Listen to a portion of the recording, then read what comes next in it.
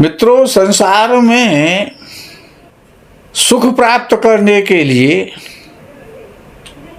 जीवन साथी का अच्छा होना, जीवन साथी अच्छा मिलना, स्वभाव से, रूप रंग से, गुणशील से, इनकम से, आयु को लेकर के, ये सारी चीजें अच्छी हैं तो जीवन अच्छे प्रकार से, सुख प्रकार से, भली प्रकार से व्यतीत हो जाता है।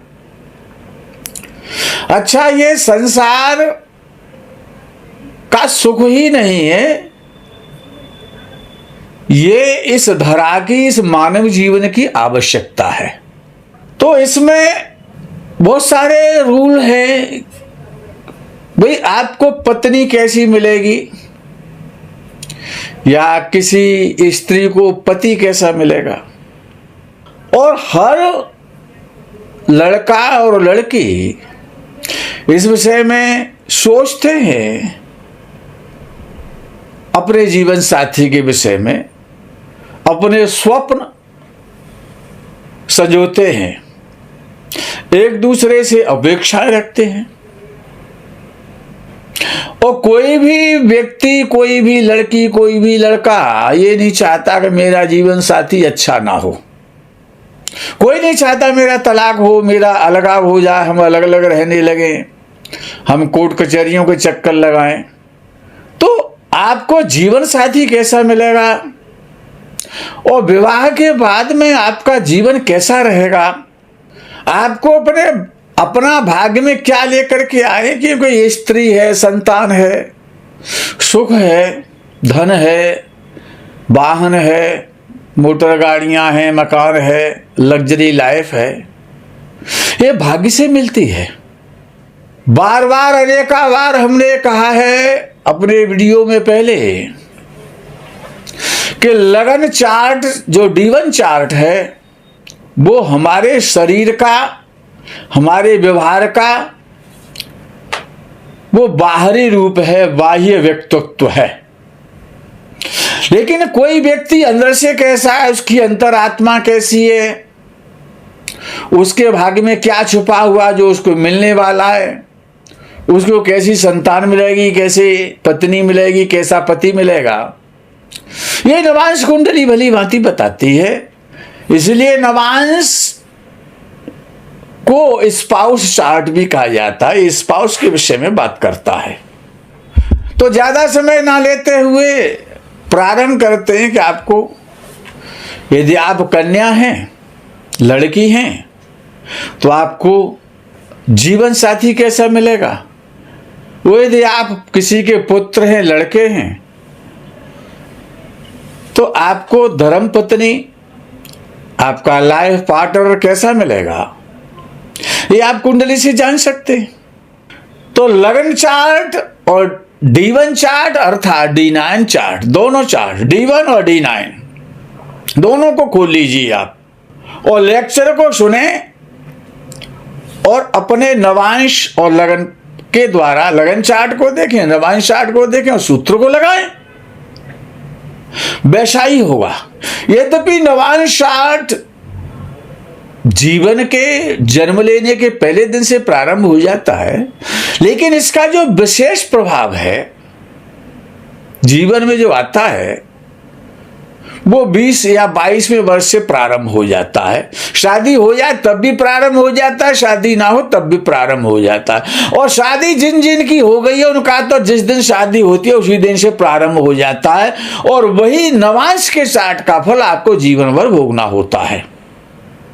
क्योंकि ये शादी का चार्ट है, यानी शादी होने के बाद आपके जीवन में क्या क्या होने वाला है, दुख मिलने वाले हैं, सुख मिलने वाले हैं, आपकी नौकरी लगने वाली, या आप धनवान होने वाले हैं, या आपको मुकदमा मिलेगा, या आपको रुग्ण शत्रु मिलेंगे, क्या मिलेगा, ये आपका भाग्य का चार्ट है। नवांश चार्ट को भाग्यांश भी कहा जाता है। तो यदि लगन चार्ट का लगन और नवांश का लगन एक हो जाए, यानी लगन वर्गोत्तम हो जाए, जिसको कहेंगे वर्गोत्तम, तो पति और पत्नी का जो स्वभाव है वो एक जैसा होता है।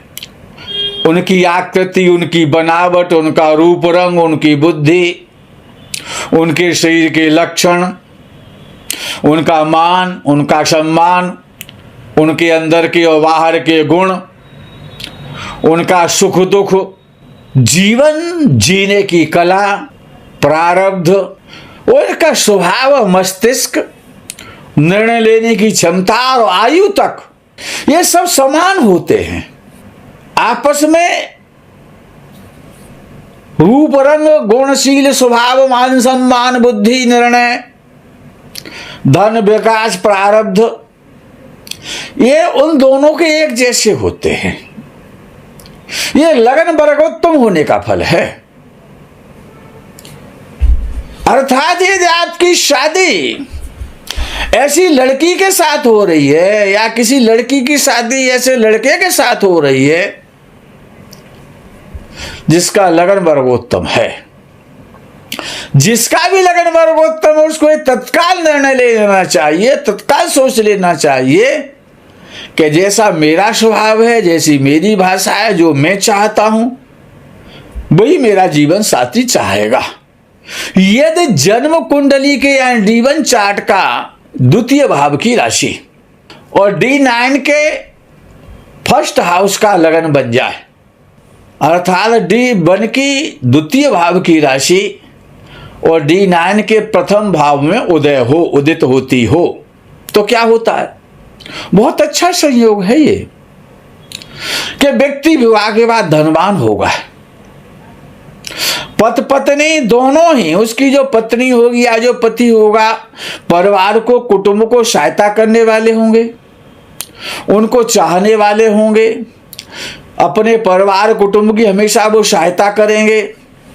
शादी के बाद बहुत धनवान हो जाएंगे, उनका परिवार अच्छा होगा, उनकी बोलचाल भाषा अच्छा होगी, उनका खान पान अच्छा होगा, बहुत सारा आभूषण, सोना चांदी एकत्रित करेंगे, बहुत सारे अकाउंट, बैंक बैलेंस उनके बढ़ जाएंगे। बहुत अच्छा योग है ये। अगर लगन के द्वितीय भाव की राशि नवांश में प्रथम भाव में उदित होती है, तब शादी के बाद धनवान होने का, उन्नति होने का, विकास होने का, बहुत सारी प्रॉपर्टियां खरीदने का, दूसरों को, परिवारजनों को, अपने नाते रिश्तेदारों को सहायता करने का, इस प्रकार का योग बनता है। वो यदि लगन कुंडली के तीसरे भाव की राशि नवांश कुंडली के पहले भाव में उदित हो, तो ऐसी जो पत्नी या जो पति मिलेगा वो बड़ा साहसी होगा, मेहनतशील होगा, पराक्रम करने वाला होगा, साहसी होगा, बहुत लेख लिखने वाला होगा, अच्छा पढ़ने वाला होगा, यात्राओं करने का शौकीन होगा, हर कार्य में सफलता मिलेगी। लेकिन अगर तीसरे भाव की जो राशि उदित हो रही है, इसमें ये सब गुण तो होंगे, लेकिन पति पत्नी के मध्य में झगड़ा भी होगा। तीसरा भाव उपचय भाव में आता है, तो यहां पर ये सब चीजें अच्छी होनी हो सकता है। आपका पति नाचने का, गाने का, गीत संगीत का शौकीन हो, या आपकी पत्नी नाचने गाने की, गीत संगीत की शौकीन हो, परिश्रम करने वाली हो, धन कमाने वाली हो, अच्छा लेख लिखने वाली हो, आर्टिस्ट हो, मेहनत का शौक है। लेकिन झगड़ा भी होगा आपस में, और अकारण झगड़ा होगा, झगड़ा तो होगा, आपस में क्लेश तो बनेगा समय समय पर। लेकिन यदि लग्न कुंडली के चौथे भाव की, जिसको आप सुख भाव कहते हैं, यदि लग्न कुंडली के चौथे भाव की जो राशि है, वो राशि नवांश कुंडली के प्रथम भाव में, नवांश के लगन में यदि उदित हो, बहुत अच्छा है। यदि लड़की की कुंडली में उदित हो रही है चौथे भाव की राशि नवांश में जा करके, तो उसको पति बहुत अच्छा मिलेगा। उसका जीवन पति के बिना नहीं रह सकता है, पति उसके हमेशा साथ रहेगा, उसके पास रहेगा, और पति से सारे सुख मिलेंगे। शादी के बाद मकान, दुकान, वाहन, भूमि, भवन, ये सब बढ़ जाएंगे, समस्त प्रकार के सुख मिलेंगे, जीवन में उन्नति होगी। यदि लड़के की कुंडली में चौथे लगन कुंडली के चौथे भाव का स्वामी नवांश के प्रथम भाव में वो राशि उदित हो रही है तो उसको पत्नी सुख देने वाली मिलेगी। और लड़की की में यदि चौथे भाव की लगन कुंडली की राशि नवांश के लगन में उदय हो रही है तो उसको पति सुख देने वाला मिलेगा। समस्त प्रकार के सुख पति से मिल जाएंगे। बहुत अच्छा है ये योग। यदि भाग्यवशात यहां पर सासू मां भी अच्छी होगी, सासू मां से आपके संबंध भी अच्छे होंगे, क्योंकि चौथा भाव माता का भी भाव है। यदि लगन कुंडली के पंचम भाव की राशि जब नवांश कुंडली के फर्स्ट हाउस में उदित होती है, नवांश के लगन में, तो संतान सुख बड़ा श्रेष्ठ होता है। विद्या का सुख है, सडन गेन का सुख है। आपस में एक दूसरे को पूछ करके काम करते हैं, एक दूसरे को एडवाइस करने वाले होते हैं, अपनी संतान की शिक्षा का विशेष ध्यान रखने वाले होते हैं। उनकी संतान बड़ी अच्छी होती है, योग्य होती है, अपने कुल का नाम रोशन करने वाली होती है उनकी संतान। और मित्रवत बड़े प्रेम संबंध हमेशा पति पत्नी के बीच में रहते हैं। इस प्रकार के व्यक्ति बहुत अच्छे जीवन सीजन करते, सडन गेन होते हैं और वो धनवान बनते हैं। पूर्व जन्म के जितने पुण्य हैं वो पंचम भाव से देखे जाते हैं। तो ये पंचम भाव की लगन कुंडली की राशि नवांश कुंडली में उदय हो प्रथम भाव में जाकर के, तो आपको तत्काल समझ लेना चाहिए कि जो आपको स्पाउस मिलने वाला है, जो आपको जीवन साथी मिलने वाला है, वो बहुत अच्छा मिलेगा। आपसे प्रेम करने वाला होगा, आपको मित्र के समान रखेगा, आपको समस्त प्रकार के सुखों को देगा, आपकी संतान अच्छी होगी, आपकी उन्नति होगी। ये तो लगन कुंडली के छठवें भाव की राशि और नवांश के फर्स्ट हाउस में उदित हो, उदय हो रही हो वहां छठवें भाव की लगन कुंडली की राशि नवांश के लगन में, जीवन बड़ा कष्ट में बीतेगा। शादी के बाद पत्नी से भी रोज झगड़ा होगा, क्लेश वातावरण बन जाएगा। शादी के बाद आपका कर्जा भी होगा और कर्जे से कभी आप मुक्त नहीं हो सकते। आप कितने ही धनवान क्यों बन जा, हर कार्य को करने में आपको बड़ा परिश्रम करना पड़ेगा, मेहनत करनी पड़ेगी, प्रयत्न करने पड़ेंगे।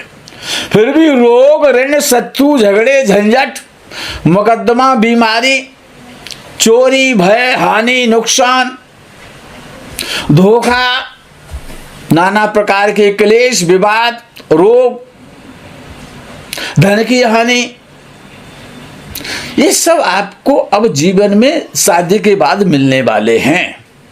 ये हमेशा आपको मिलेंगे। मित्रों, 6 भाव तक का आज आपको सूक्ष्म फलादेश कर दिया गया है। अगर आप इस फलादेश को 7वां, 8वां, 12वां, 10वां, 9वां, 11वां ये भाव नवांश में लगन कुंडली के उदित होते हैं, उनका क्या फल होता है, प्लीज आप कमेंट में लिखें। तो आगे के वीडियो में ये सब पूरी जानकारी आपको मिल जाएगी कि जो भी आप का जो स्पाउस है, आपका जो लाइफ पार्टनर बनने वाला है, आपका जो जीवन साथी बनेगा, विवाह के बाद आपका जीवन कैसा रहेगा, आपकी उन्नति होगी, अवनति होगी, आप बहुत बड़े धनवान बन जाएंगे, कितना सुख मिलेगा, आपकी पदोन्नति होगी, आपकी सर्विस मिलेगी, ये सब नवांश बता देगा, लेकिन बिना लग्न कुंडली के नहीं।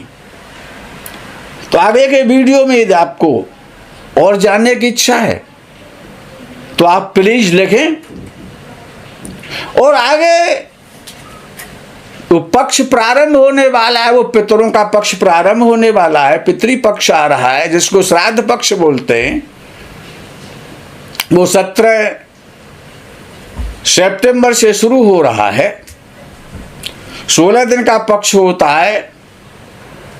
इसमें पितरों के लिए तर्पण बहुत आवश्यक होता है, क्योंकि 1 महीने हमारे पितर इस धराधाम पर वास करते हैं, अपने अपने परिवार में जाते हैं। उनके पुत्र, उनकी संतान, उनके परिवार के लोग, उनके लिए तर्पण अवश्य करें।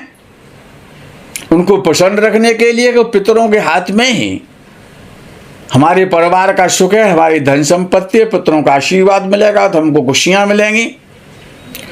तो जो लोग पितृ तर्पण कराना चाहते हैं जो स्वयं नहीं कर पाते हैं, समय नहीं है लोगों के पास में, समय का अभाव है, तो यदि आप अपने पितरों का तर्पण करवाना चाहते हैं तो अपना नाम गोत्र और अपने पितरों का नाम लिख करके भेजें।